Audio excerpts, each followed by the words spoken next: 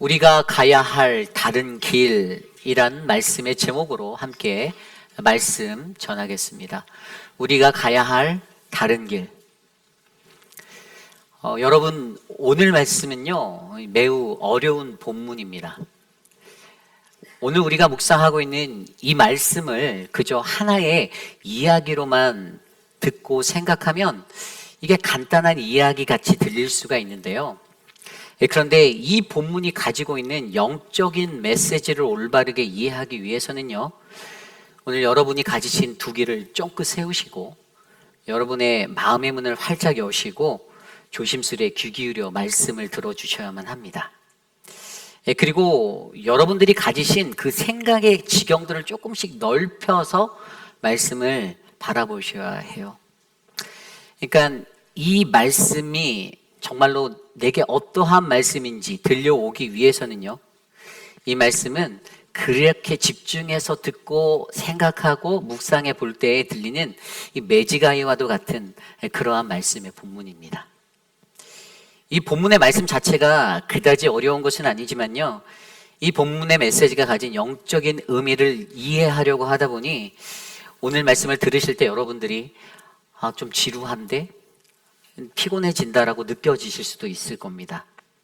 그래도 오늘 이곳에 모여있는 저와 여러분 우리 모두가 하나님이 주시는 그 음성에 집중하여 잘 듣고 은혜 충만하게 받으시기를 간절히 축복합니다. 그런 의미에서 우리 옆 사람한테 다시 한번 인사해 볼까요? 우리 함께 은혜 받읍시다. 인사 나눠볼게요. 우리 함께 은혜 받읍시다. 우리는 먼저 오늘 이야기를 듣기 전 열왕기상 13장 앞부분의 이야기를 다시 한번 되새겨 보려 합니다. 열왕기상 13장에는요, 하나님의 사람, The Man of God이라 불리는 한 인물이 등장합니다. 이름이 무명인 그가 하나님의 사명을 받아 남유다로부터 북이스라엘의 베델로 올라가서 이 베델에서 담부터 베델까지 금송아지를 놓아 우상 숭배를 하게 한 그 여로보암 왕에게 하나님의 심판이 임할 것을 말씀으로 전하였습니다. 그리고 그 심판의 말씀은요, 우리가 앞서 살펴보았듯이 앞으로 300여 년 뒤에 남유다의 18번째 왕인 요시야 왕을 통하여서 여로보암, 오늘 내가 분향하는 모든 산당과 내가 세웠던 모든 제사장들이 패할 것이다라는 바로 심판의 메시지였습니다. 그것이 저와 여러분들이 너무나도 잘 알고 있는 요시야의 종교개혁이에요. 요시야의 종교개혁 후에 일어날. 그 말을 들은 여로보암 왕이 얼마나 기분이 나빴겠습니까? 제사를 하려던 차에 그러한 메시지가 그의 귓가에 하나님의 사람으로부터 들려오게 되고, 그때 기분이 너무나도 나빠서 소리를 치면서 저놈을 잡아라! 이렇게 소리를 치면서 손을 뻗었는데 그때 그 편손이 어떻게 됐죠? 말라서 거두지 못하게 되었습니다. 그리고 그가 분향하고 있던 제단도 갈라지고 재가 다 쏟아지게 되었습니다. 그리고 그제서야 여로보암이 그 하나님의 사람에게 간청하여서 자신의 마른 손을 위해 하나님께 은혜를 구하여 달라고 부탁하죠. 그리고 하나님의 사람이 기도를 드려서 그의 손이 다시 깨끗이 회복되게 되었습니다. 그 일로 인해 여로보암이 그 하나님의 사람에게 감사의 호의를 베풀려고 내가 가지고 있는 나라의 절반을 너에게 주겠노라 말하지만 나와 함께 들어가자, 가서 먹자 요청하지만 하나님의 온전한 사명으로 나아갔던 그 하나님의 사람은 하나님이 말씀으로 명령하여 주신 그 말씀만을 따라 그것을 과감히 거절하고 자신이 나가야 할 다른 길로 나아갑니다. 그리고 거기서 이 말씀의 시선이요, 이제 예루살렘으로 돌아가는 하나님의 사람으로부터 베델에 살고 있는 한 나이 많은 선지자에게로 이야기가 옮겨져요. 시선이 옮겨졌어요.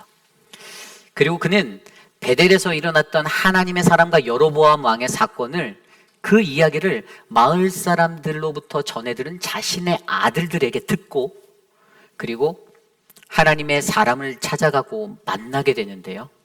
그리고 그 하나님의 사람을 속여서 자기 자신의 집으로 초대하여 식탁에 앉는 것까지가 바로 앞선 말씀의 이야기입니다. 그래서 오늘 우리는요, 하나님의 사람을 묵상해 보려 합니다. 하나님의 사람. 특별히 그가 걸어간 길, 이 다른 길을 좀 묵상해 보려 해요. 다른 길. 그는 하나님의 사명을 받아 말씀으로 임하신, 자기에게 말씀하여 주신 그 하나님이 주신 임무를 수행하는 선지자였습니다. 하나님의 사람이었죠.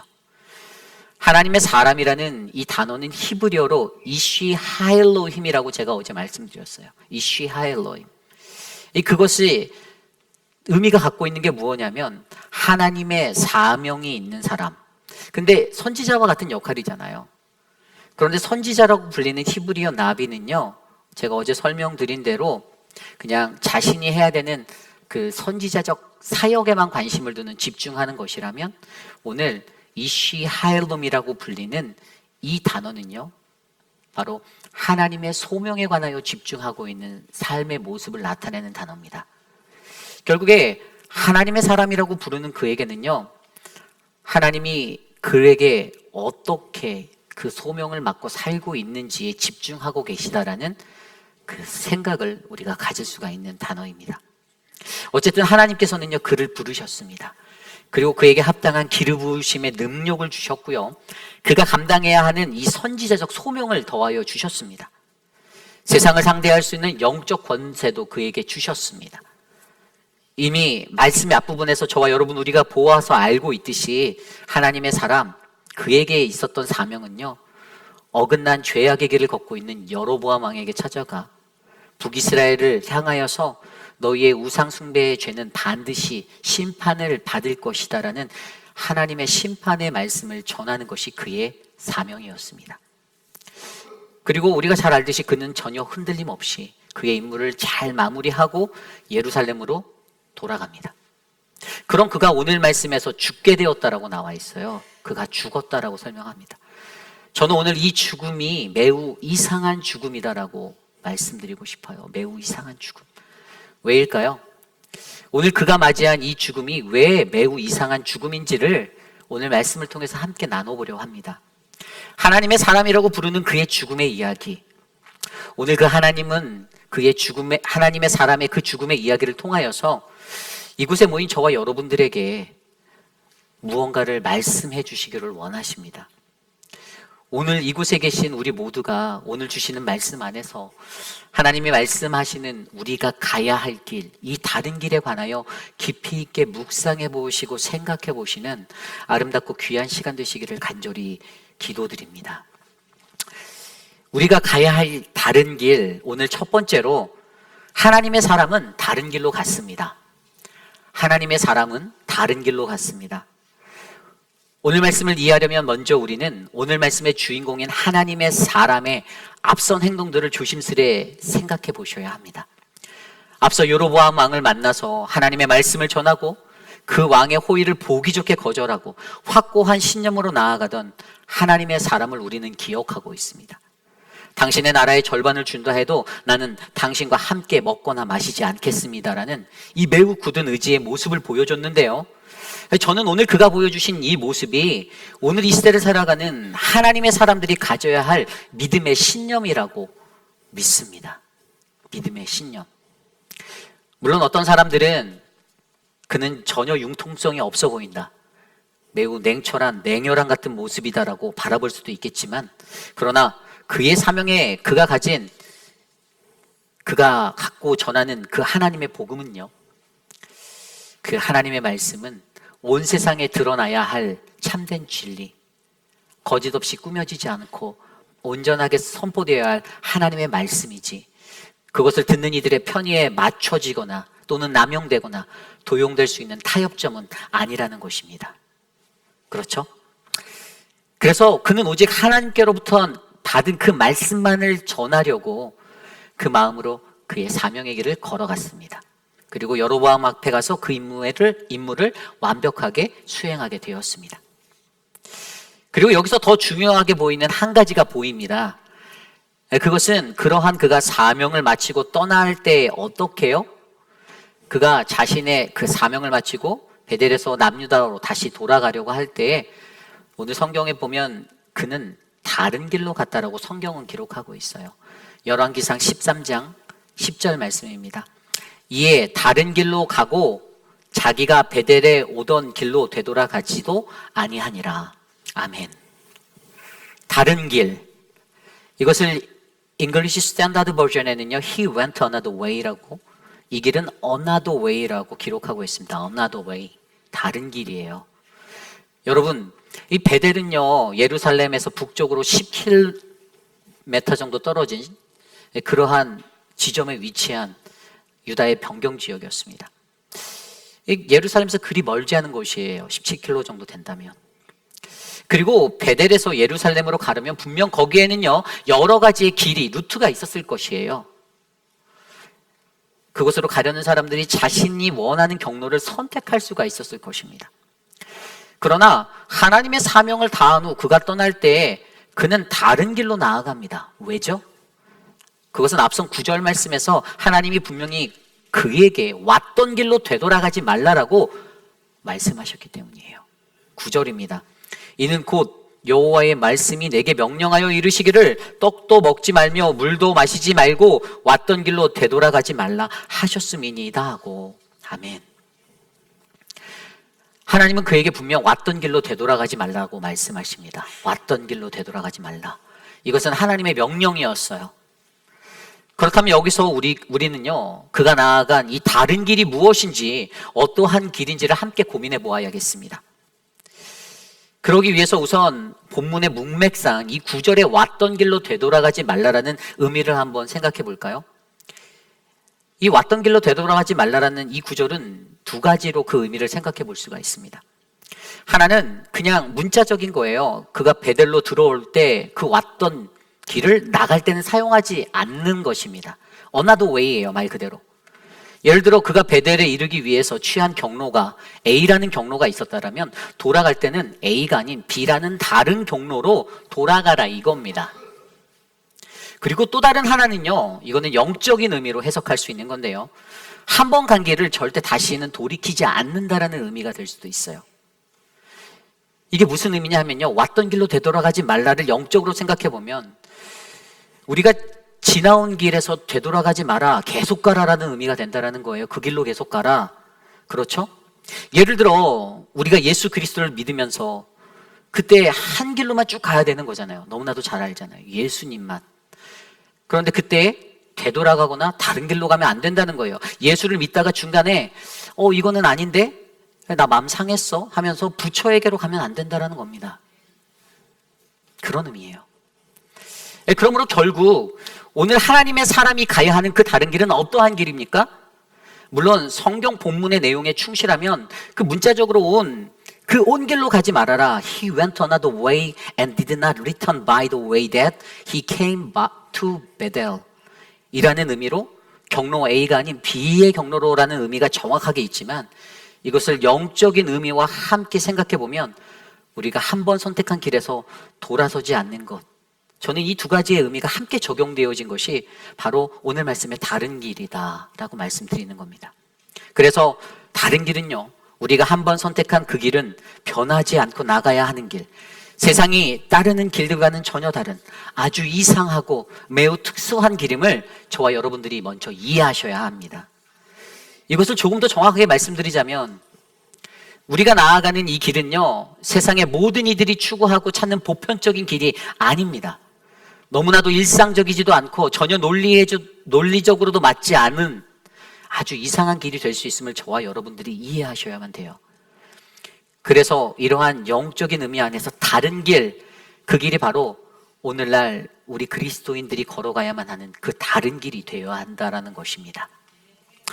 여러분, 오늘 하나님의 사람이 간 그 다른 길은요, 그것은 하나님이 명령하신 길입니다. 그 길은요, 하나님이 아주 오래전부터 그의 백성이었던 선민 이스라엘 백성들에게 말씀해 주셨던 길입니다. 신명기의 말씀을 통하여 나 이외에 다른 신을 두지 말라, 너를 위해 우상을 만들지도 말고 그것에 절하지도 말라, 섬기지도 말아라, 그렇게 목노와 애타게 부르짖어 말씀하신 그 하나님의 명령에 순종함으로 그 백성들이 오직 하나님 그분만을 바라보고 걸어가야 하는 그 길이 바로 이 다른 길입니다. 그래서 그 길은 세상의 사람들이 바라보는 시선에 그러한 길이 절대로 될 수 없는 것입니다. 그런데 하나님의 사람이 그 다른 길로 가는데 어제 묵상한 말씀에서 문제가 발생했어요. 어제 우리가 묵상한 18절과 19절 말씀에 보면요, 그가 그 사람에게 이르되 나도 그대와 같은 선지자라. 천사가 여호와의 말씀으로 내게 이르기를 그를 내 집으로 데리고 돌아가서 그에게 떡을 먹이고 물을 마시게 하라 하였느니라 하니 이는 그 사람을 속임이라. 이에 그 사람이 그와 함께 돌아가서 그의 집에서 떡을 먹으며 물을 마시니라. 아멘.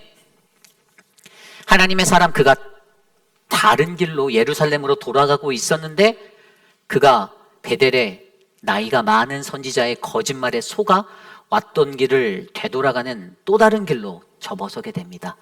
그렇게 그의 식사 초대에 응하게 된 것이에요. 그래서 그에게 문제가 생겼습니다. 그리고 그와의 식탁을 나누는 자리가 바로 오늘 본문의 말씀이에요. 그 때문에 무슨 일들이 일어납니까? 21절, 22절입니다. 그가 유다에서부터 온 하나님의 사람을 향하여 외쳐 이르되 여호와의 말씀이 내가 여호와의 말씀을 어기면 내 하나님 여호와께서 내게 내리신 명령을 지키지 아니하고 돌아와서 여호와가 너더러 떡도 먹지 말고 물도 마시지 말라 하신 곳에서 떡을 먹고 물을 마셨으니 내 시체가 내 조상들의 묘실에 들어가지 못하리라 하셨느니라 하니라. 아멘. 아니, 이게 밥 먹다 말고 갑자기 이 베델의 나이 많은 선지자가 갑자기 밥상머리 앞에서 이 거짓말을 하던 자의 그 입에서 이상한 소리가 흘러나오는 거예요. 그것의 내용이 하나님의 사람아, 내가 하나님이 주신 금기상 하나님의 말씀만을 전하고 그 어떤 호의도 받지 말라는 그것을 어긴 이유로 너는 내 조상들의 묘실에 들어가지 못할 것이다 였습니다. 아니, 이게 무슨 밥을 맛있게 먹다가 말고 무슨 자다가 봉창 두들기는 소리예요. 이게 이 말의 의미가 무엇입니까? 그냥 가볍게 쉽게 말해서 너는 너의 고향의 가족의 묘 선산에 묻히지 못할 것이다.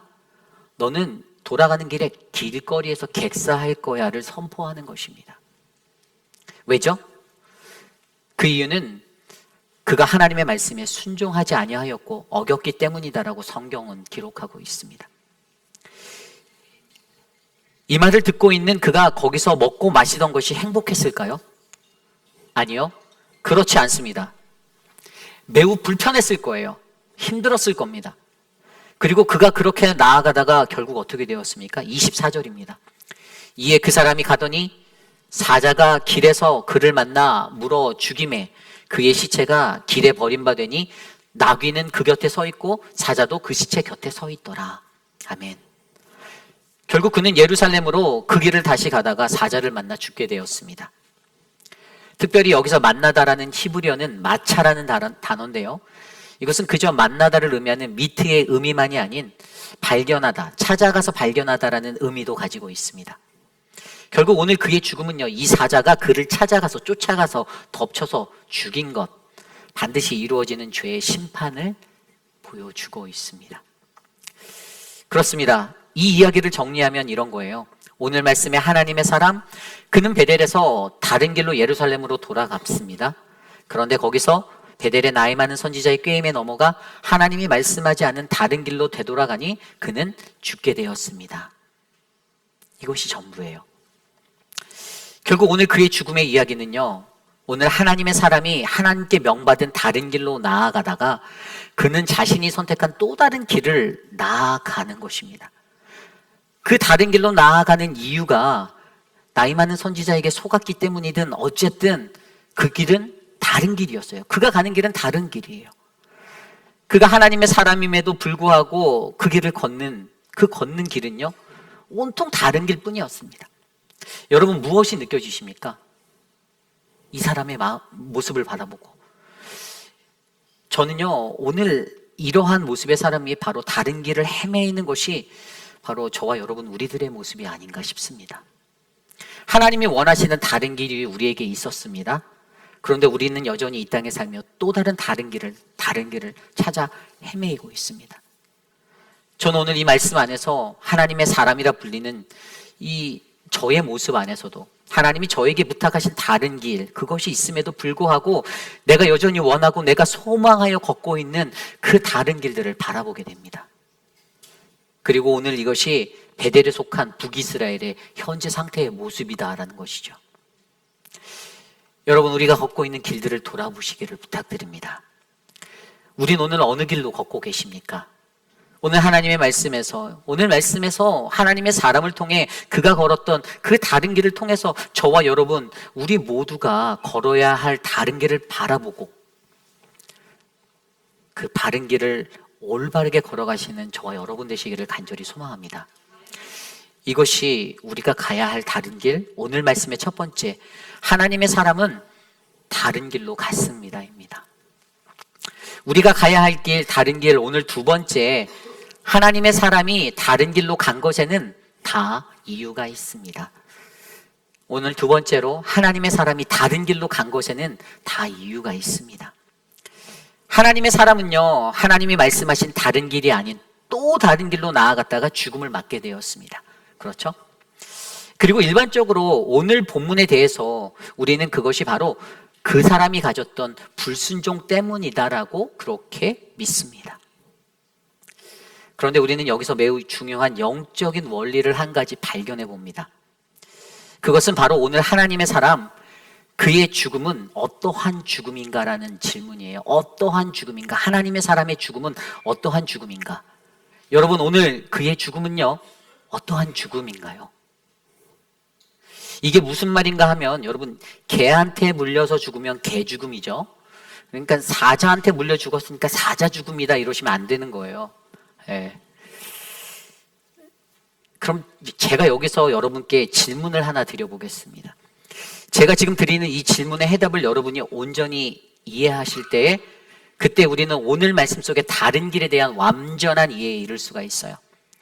우리가 앞서 읽었던 18절과 19절 말씀에 베델의 늙은 선지자가, 나이 많은 선지자가 나와 함께 가자 한 그 속임수에 오늘 하나님의 사람은 속았습니까? 아니면 그냥 속아 넘어가 주었습니까? 속았죠? 속았으니까 죽었겠죠? 이게 속았을까요? 하나님의 사람이 그냥 속아 넘어가 주었을까요?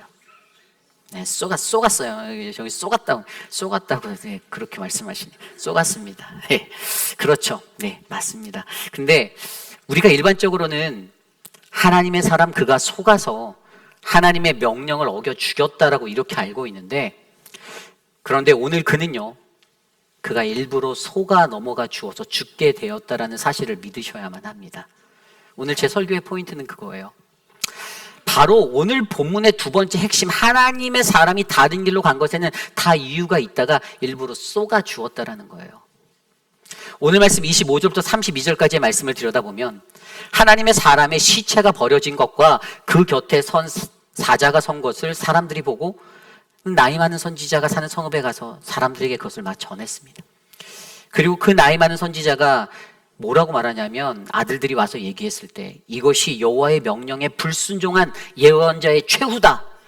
여호와께서는 자기가 말씀하신 대로 사자를 보내 그를 찢어 죽이게 하셨다라고 말하였습니다. 그리고 그가 그 말을 딱 뱉어놓고 부랴부랴 안장에 쥐어서 나귀를 타고 그가 죽임당한 곳으로 달려갔는데, 그곳에 가서 보니 그 예언자의 시체가 길바닥에 그냥 버려져 있는 거예요. 그리고 그 곁에는 하나님의 사람이 타고 간 자기가 선물했던 나귀죠. 자기가 선물해 준 거예요. 그 나귀가 그냥 서 있고 그 시체 옆에 서 있고 사자도 그 옆에 서 있는 것을 목격하게 되었습니다.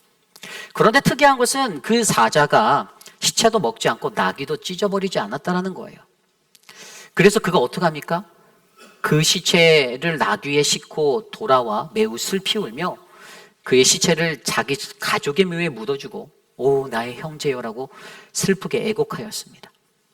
후에 그는 자신의 아들들을 불러 자신이 나중에 죽게 되면 자신을 그 하나님의 사람 곁에 묻어달라고까지 유언합니다.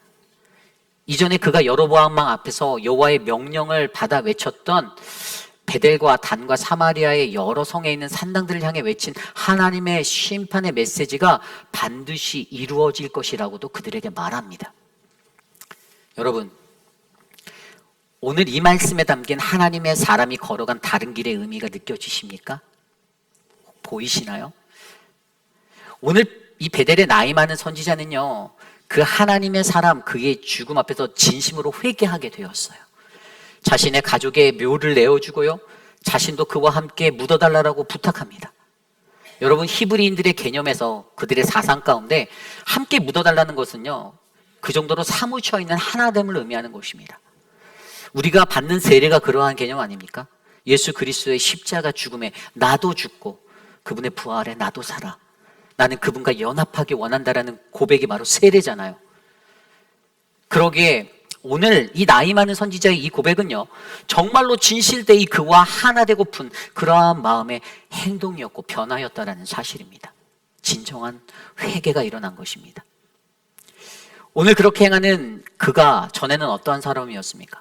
분명히 제가 그제 어제 말씀드릴 때 이 말씀 안에서 그는 하나님의 사명을 잃어버린 정체된 자라고 제가 설명드렸어요. 정체됐던 사람. 이스라엘 남성이면 절기에 반드시 가야 하는 예루살렘 성에도 가지 않고, 또 그 르호보암에게 그곳의 백성들을 뺏길까봐 절기를 바꾸어서 지키게 하였던 그 여로보암의 절기 때도 가지도 않고, 오히려 선지자임에도 여로보암이 산당을 마음대로 짓고 제사장들을 마음대로 세울 때 하나님께 드리는 예배를 어지럽히는 것을 보고도 그저 방관자, 동참했던 나약한 선지자였습니다. 하지만 우리 하나님의 계획은요, 그가 친히 그에게 기름 부어주신 사명자 그를 기억하고 계셨고, 이 지금은 그의 삶에 그 소명은 온데간데 없이 그저 정체된 삶, 방광과 타협으로 삶을 살았던 그를 하나님께서는 다시 한번 기회를 주시어 회복하기를 원하셨다라는 것입니다. 그래서 하나님은 오늘 그 하나님의 사람을 그에게 보내주셨던 것입니다. 왜죠? 그에게 다시 한번 하나님의 사명자로서의 삶을 바르게 살아가게 하고픈 그 기회를 주고 싶으셨기 때문이죠. 오늘 말씀을 잘 들여다보십시오. 하나님의 사람이 자신이 불순종한 것에 죽음을 당하는 것에 대하여 그 사람은 어느 말도 하지 않고 있습니다. 14절 이후의 본문에 아무리 들여다보셔도 그가 단 한마디, 한 단어라도 말하는 구절이 나오지가 않아요. 이것이 무엇을 의미할까요? 저는 오늘 그가 우리를 위해 이 땅에 오신 예수 그리스도처럼 그도 그저 십자가로 자신의 죽음의 자리로 묵묵히 나아가는 것을 저는 발견하게 되었습니다. 왜냐하면 그는 자기 자신이 죽어야 저 사람이 살아나는 하나님의 생명의 원리를 너무나도 잘 알았기 때문입니다. 그러한 하나님의 사랑에, 하나님의 사람의 그 사랑을 마주한 그가 어떻게 되었습니까? 오늘 그는 자신을 속여 죽음에 이르게 한 그 하나님의 사람의 죽음을 마주하며 애통함으로 슬피 울고 있습니다. 그 시체를 지극정성으로 가족묘에 장사 지내주고, 후에 자신의 죽음의 때에 나 자신을 그의 곁에 묻어달라고 유언까지 남기며 말입니다. 이전에 하나님의 사람을 속이던 그의 모습과는 너무나도 다른 큰 변화가 그의 삶에 일어났습니다. 도대체 무엇이 그를 이렇게 바꾸었을까요? 첫째로 그는 반드시 이루어지는 하나님의 말씀의 성취를 확신하게 되었습니다. 그것은 26절에 나온 대로 이는 여호와의 말씀을 어긴 하나님의 사람이로다 라는 그의 말에서 알 수 있듯이, 그가 하나님의 사람의 죽음의 이야기를 다른 이로부터 듣자마자 앞서 21절과 22절에서 자신의 입을 통해서 하나님의 사람에게 선포된 하나님의 말씀이 실현되는 것을 보고 엄청나게 충격에 휩싸였을 것이에요. 하나님의 사람 그가 죽었다라는 그 이야기가 들려왔을 때 분명 그에게는 수많은 감정들이 밀려왔을 것입니다. 아, 정말 죽을 줄 몰랐는데, 이럴 수는 없었는데, 도대체 이게 무슨 일이지? 그래서 그가 지체 없이 그곳으로 달려가 직접 본인의 눈으로 그 하나님의 사람의 시신을 목격하고 자신을 통해 선포된 하나님의 말씀의 이루심을 보며 가슴을 움켜잡았을 것이에요. 놀랐을 것입니다. 또한 그의 생각에 그가 전에 들었던 이전에 하나님의 사람이 여로보암을 찾아가 선포한 심판의 말씀도 떠올랐을 것이에요. 그 풍문을 들어서 그것도 알았을 텐데 그 생각도 났을 것이에요. 그래서 그 말씀도 앞으로 후일에 반드시 이루어지게 될 것을 확신하게 되었을 것입니다. 게다가 그는 그곳에서 목격한 길가에 버림받은 하나님의 사람의 시체가 전혀 찢기지도 않는 것과 사자와 나귀가 그 하나님의 사람의 시체 곁에 서 있었다는 것을 보고 또 놀랐을 거예요. 정말로 매우 놀라운 사실이 아닐 수 없습니다. 일반적으로 사자라는 맹수는요, 이 굶주리지 않고서는 함부로 사람을 공격하는 그런 동물이 아닌데, 그런데 사자가 그를 죽였어요.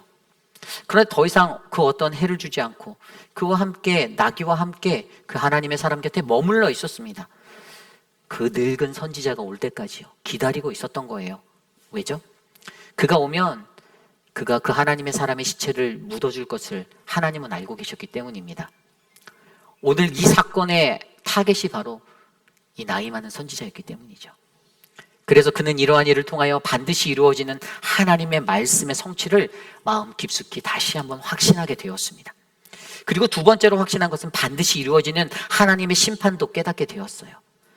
그는 이 사건을 통하여 하나님의 사람의 시체가 베델의 한복판에 버림받은 것을 바라보며 이 전통적으로 히브리인들이 가지고 있었던 수치심을 느꼈을 것입니다. 그 시체가 제대로 매장되지 못한 채 방치되는 것이 그들에게는 큰 수치였거든요. 그는 오늘 하나님의 사람이 당한 그 심판이 바로 죄로 물든 우리 북이스라엘 이 베델이라는 성읍을 향한 수치와 부정이 될 것을 깨닫게 되었습니다. 다시 말해서 죄로 인해 베델이라는 곳에 임한 하나님의 분노가 결국 하나님의 사람이 저지른 실수와 같이 하나님의 말씀을 어긴 불순종의 그 모든 죄로 인해서 나중에는 반드시 하나님의 심판을 받을 수밖에 없다라는 것을 깨닫게 되었죠. 그래서 오늘 이 일을 경험한 이 나이 많은 선지자가 성취되고 이루어지는 그 말씀의 성취 앞에서 철저하게 무너지고 지금까지 자신이 가지고 살아온 최고의 죄악된 모습들을 다 회개하고 하나님의 사람이 되어 다시 살아가겠다라고 자기 자신을 되돌이키는 그러한 인생의 시간을 경험하게 되었던 것입니다. 여러분, 그러기에 오늘 그의 회개는요, 바로 하나님의 말씀 앞에서 일어난 온전한 회개가 되었음을 믿으셔야만 합니다.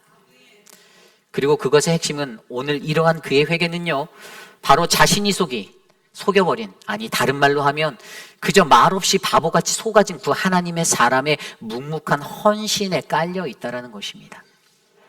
그가 이 나이 많은 선지자의 말에 속아주어 다른 길로 갔기에 절망에 빠진 죄에 허덕였던 소망이 없었던 한 선지자의 인생이 다시 하나님의 사람의 소망이 되어 살아갈 수 있게 하는 씨앗이 되었습니다. 그래서 그의 위대한 희생으로 하나님의 사람의 죽음으로써 사명을 잃어버렸고 선지자 놀이만 하던 자가 그 진정한 하나님의 사람, 하나님의 선지자로 다시 변화되었던 것입니다. 이것이 그가 바보처럼 속아주었다.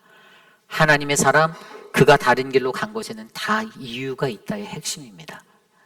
여러분, 오늘 이곳에 모인 저와 여러분 우리들도요, 아무런 의미가 없어 보이고 한순간에 무너져버린 어리석은 것만 같았던 우리들의 모습들이 떠오를 때가 있을 겁니다. 내가 실수한 것 같지도 않고 내가 잘못한 것 같지도 않은데 괜히 누명을 쓰고 아파했던 시간들도 주마등처럼 지나가실 거예요. 억울함의 시간들. 그런데 그러한 것들을 통해서 어떻게 해요?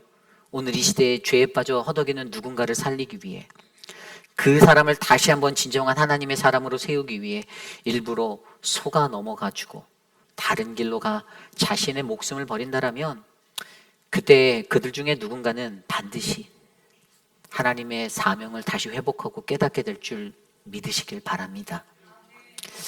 왜 그가 다른 길로 갔는지 여러분, 거기에는 다 이유가 있었습니다.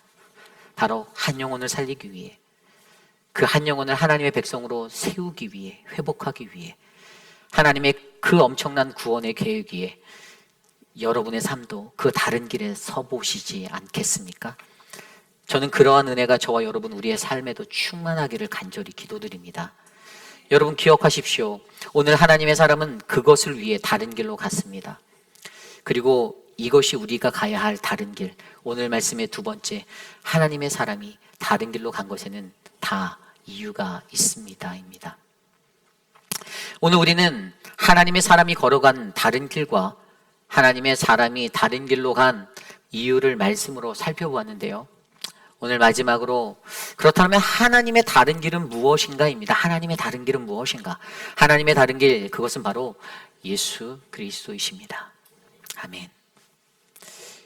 오늘의 말씀을 자세히 들여다보면 오늘 이 하나님의 사람의 모습에 단연 생각나는 한 분이 있습니다. 그분은 바로 예수 그리스도. 2023년 전에 어둡고 캄캄한 세상을 회복하기 위하여 죄로 인해 깨어진 하나님과의 관계의 회복의 다리가 되기 위해 이 땅에 오신 예수 그리스도. 아무 죄 없고 흠도 없으신 하나님의 독생자 아들, 그로 인하여 오늘 우리는 하나님과 화목하며 살 수 있게 되었습니다.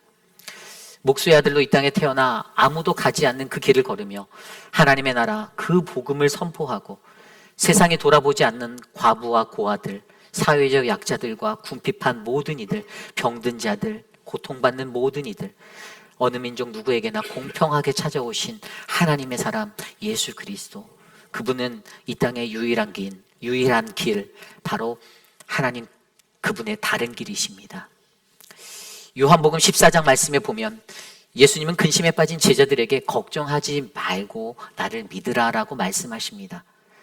예수님은 자신의 거처가 많은 영원한 아버지의 집에 너희들을 인도하기 위하여 내가 그 거처를 예비하러 나는 가고 있다. 하나님이 주신 그 다른 길을 나는 지금 가고 있다라고 그들에게 말하였습니다. 그리고 너희도 내가 그 다른 길을 가고 있는 것을 알고 있어라고 말하였죠. 그때 그 옆에서 함께 있던 제자 도마가 주님, 우리는 주님이 어디로 가시는지 알지 못하는데요. 도대체 주님은 어디로 가고 계십니까? 라고 다시 되묻습니다. 그리고 그때 그에 대한 대답으로 예수님이 이렇게 말씀하십니다. 요한복음 14장 6절. 예수께서 이르시되 내가 곧 길이요 진리요 생명이니 나로 말미암지 않고서는 아버지께로 올 자가 없느니라. 아멘. 예수님은 자기 자신이 곧 유일한 길이요 진리요 생명이니 너희는 나를 따라 그가 가는 그 다른 길로 들어서라라고 우리에게 말씀하십니다. 그리고 그리하면 그때 그의 안에 계신 하나님 안에 있는 그를 알게 될 것이다라고 말씀하십니다. 예수님의 제자로 살면서도 여전히 그들의 눈에는 예수님, 그분이 가시는 그 하나님의 다른 길, 그 길이 전혀 보이지 않았습니다. 그래서 그들이 마태복음 21장에 보면 그들이 여리고를 입성하여 예루살렘 성으로 나아갈 때에도 제자들은 여전히 예수님과 다른 마음, 다른 꿈을 가지고 예루살렘으로 나아갔던 것입니다. 그때 21장 1절 말씀이 이렇게 시작하는데요. 그들이 예루살렘에 가까이 가서 감람산 벳박에 이르렀을 때, 아멘. 예루살렘에 가까이 나아갈 때, 여러분, 이것이 바로 저와 여러분 우리들의 인생입니다. 우리들의 인생은 죽기까지 예루살렘에 가까이 가는 인생이잖아요. 이제 예수님께서는 자신이 달리셔야 하는 그 십자가의 때가 다 왔다라는 것을 알고 있는데, 그때에도 여전히 예수님이 걷는 그 길을 가나요? 예수님의 제자들은 생각이 다릅니다. 오히려 그때 그의 제자들은 누가 더 큰 자인지, 어떠한 자가 그 큰 자리에 서게 될 것인지를 관심하고 다툽니다. 자신을 버려 인류를 구원하기 위해 하나님의 다른 길, 십자가의 길로 나아가는 예수 그리스도의 길을 전혀 이해하지 못하고 있습니다. 그러나 예수 그리스도, 그가 죽기까지 그 길을 이해하지 못한 제자들도요, 예수님의 죽음을 직접 목격하고 나서야 그분의 죽음과 부활, 승천 후에 그들의 삶에 다시 말씀하신 지상명령 성취라는 그레이트 커미션, 그 사명을 다시 불어넣어 주심으로써 복음을 향한 새로운 변화, 거듭남의 삶으로 살아가게 됩니다. 그리고 예수님이 그분이 걸으신 하나님의 다른 길을 다시 걷게 하셨습니다. 세상에 그 누구도 알아주지 못하고 이해할 수 없었던 그 길, 제자들조차 알아채지 못했던 그 길, 그분의 죽으심으로 말미암아 인생이 확신되어진 사건이 바로 예수 그리스도의 십자가입니다. 그가 그곳에서 단번에 죽으심으로 말미암아 죽을 수밖에 없었던 저와 여러분, 우리 모두를, 온 인류를 구원하여 주셨습니다. 그 은혜의 길, 십자가의 길, 오늘 주님은 그분의 보혈을 의지하여 새 생명을 얻은 믿음의 자녀인 저와 여러분 우리에게 그가 걸어가신 그 십자가의 길을 따르지 않겠냐고 요청하고 계십니다. 마태복음 16장 24절. 이에 예수께서 제자들에게 이르시되 누구든지 나를 따라오려거든 자기를 부인하고 자기 십자가를 지고 나를 따를 것이니라. 아멘. 빌립을 만나셔서 그를 부르셨던 말, 나를 따르라. 자신의 아버지가 죽은 이를 만나 외쳤던 말씀, 나를 따르라. 베드로를 만나, 세리 마태를 만나 하셨던 말씀, 나를 따르라. 오늘 이 시대를 살아가는 저와 여러분, 우리를 만나 외치시는 그 말씀도 바로 나를 따르라입니다. 오늘 여러분의 선택은 무엇입니까? 하나님의 다른 길 예수 그리스도 그분을 따르시겠습니까?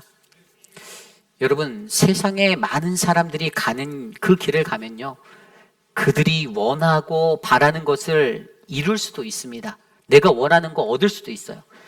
그 길을 따라, 세상의 그 길을 따라가면 좋은 대학에도 갈 수 있을 거고요, 좋은 직장에도 들어가고 더 풍요한 부를 누릴 수도 있을 것입니다.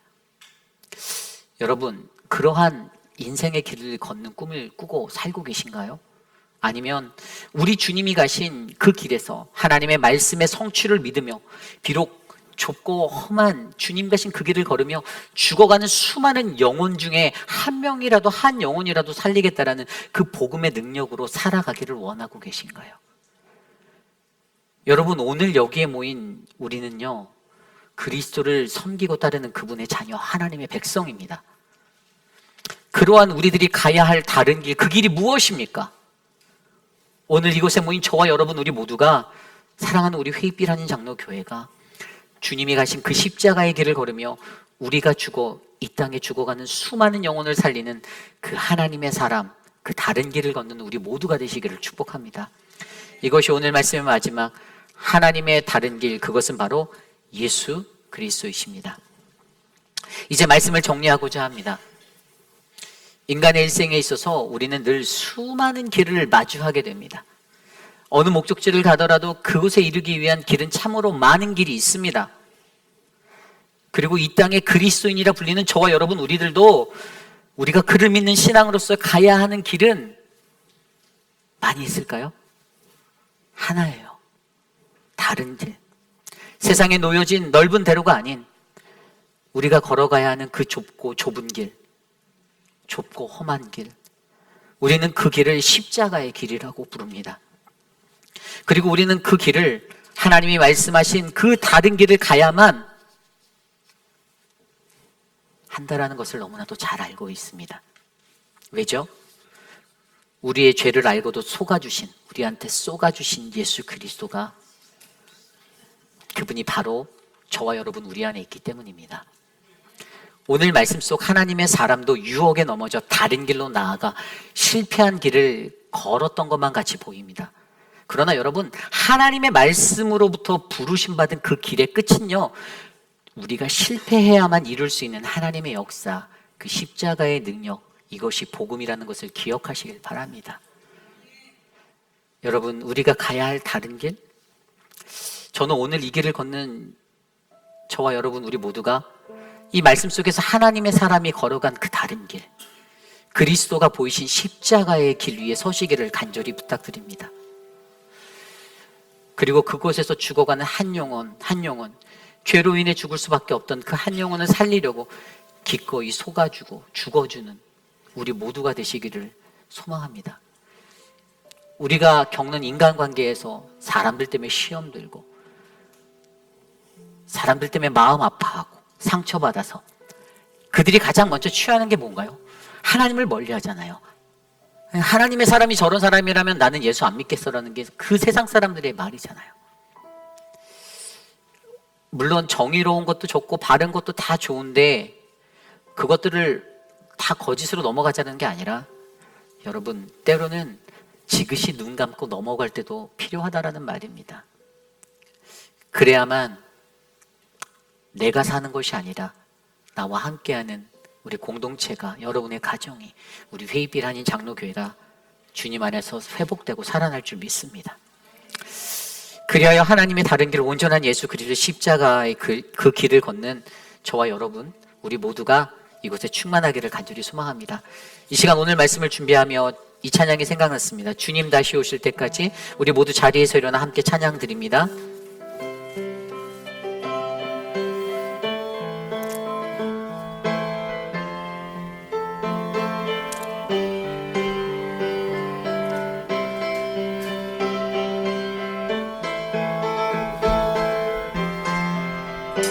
함께 찬양합니다. 주님 다시 오실 때까지. 주님 다시 오실 때까지 나는 이 길을 가리라. 좁은 길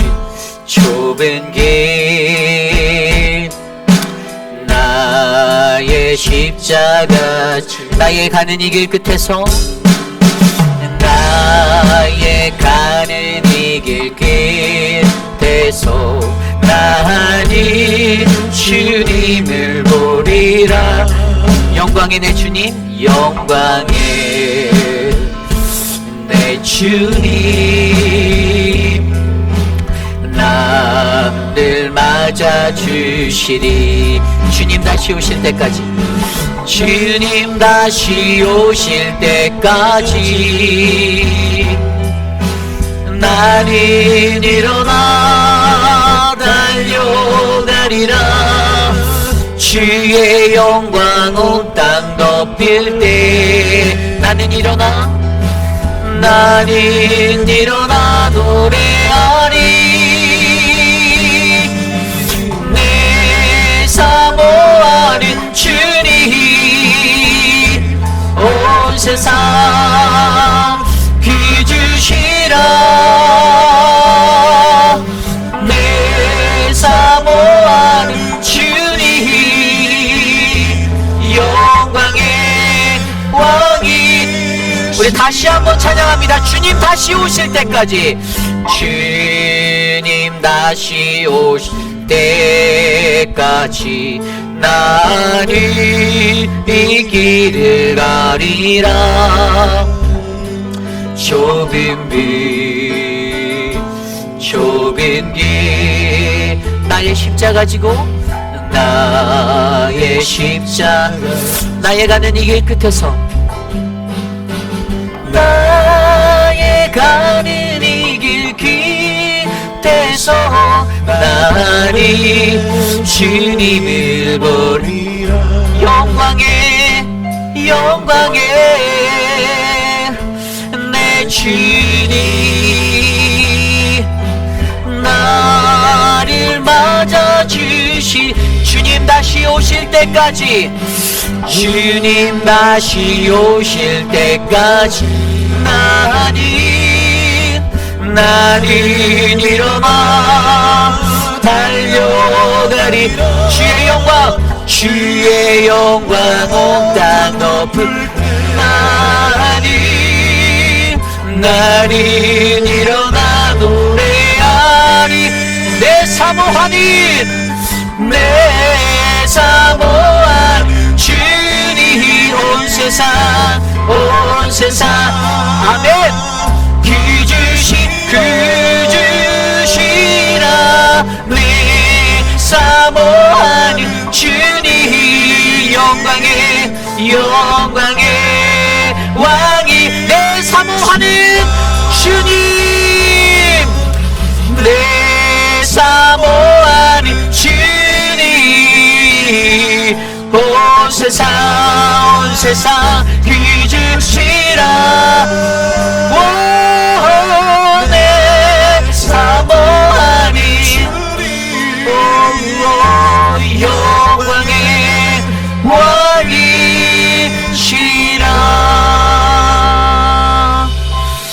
그렇습니다. 우리가 걸어가는 세상 이 길에서 나는 오늘 어떠한 길을 걷고 있습니까? 나는 누군가에게 마음 상처받다 아프고 내가 그러한 마음으로 살아갈 때 얼마나 하나님 우리가 힘들고 우리가 어려운지, 그래서 다른 사람을 공격하고 다른 사람과 대립하고 사람의 마음이 그런 것 같습니다. 그런데 오늘 하나님이 우리에게 그렇게 말씀하세요. 다른 길로 나아가라. 일부러 속아 넘어가서 죽어줘라. 왜일까요? 악이 득실거리는 그 악의 판세를 위해서일까요? 아니요. 하나님의 사랑으로 그 악이 선으로 바뀌는 역사가 바로 우리가 다른 길로 걸었을 때 일어나는 십자가의 삶이기 때문입니다. 여러분, 우리가 그것을 위해 기도합시다. 우리 공동체를 위해서 기도합시다. 여러분들도 아실 거예요. 보일 거예요. 우리 공동체 안에서도 그러한 정말 연약함에 허우덕거리는 사람들이 너무나도 많습니다. 그것들을 우리가 이겨낼 수 있는 길은 유일하게 우리가 다른 길에 서는 것입니다. 이 시간 함께 우리 교회를 위해서, 공동체를 위해서 오늘 주신 말씀을 놓고 함께 기도합니다. 함께 기도하겠습니다. 하나님 도와주십시오. 하나님 우리를 인도하여 주십시오. 하나님 우리를 다스려 주시옵소서. 하나님 우리 안에 주님의 크신 은혜가 넘치도록 하나님 인도하여 주시옵소서. 사랑의 하나님, 하나님 회빛빛 아닌 장로교회, 거룩한 믿음의 성전, 하나님의 말씀이 살아있고 주의 말씀의 능력이 나타나는 교회, 하나님이 이 교회가 되기를 소망합니다. 하나님 우리를 불쌍히 여겨주시고 우리를 긍휼히 여겨주시고 연약하여서 죄에 빠져 허우적거리드는 우리들의 심령들을 주님께서 건져내 주시고 하나님 우리를 만져주시고 하나님 우리를 주님의 능력으로 회복하여 주시옵소서. 하나님 우리를 익혀 주시옵소서. 성령 하나님 우리와 함께 동행하여 주시옵소서.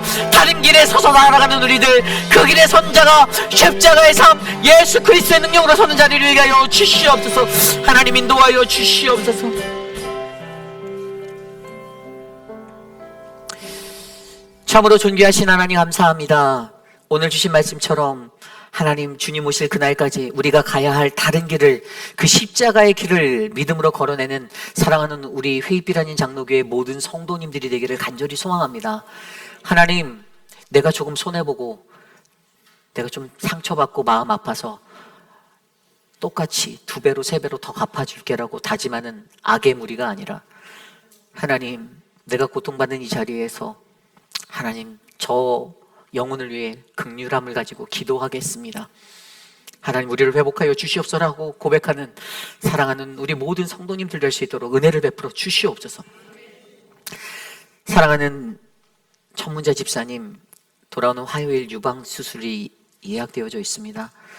유방에 있는 그 작은 암덩어리가 깨끗이 제거되도록 하나님 은혜를 주시고 주의 능력을 더하여 주시옵소서. 사랑하는 우리 김영순 성도님, 하나님 폐암이라는 그 3기와 4기 어드밴스의 진단을 받았는데 하나님 이제는 하나님밖에 의지할 게 없습니다.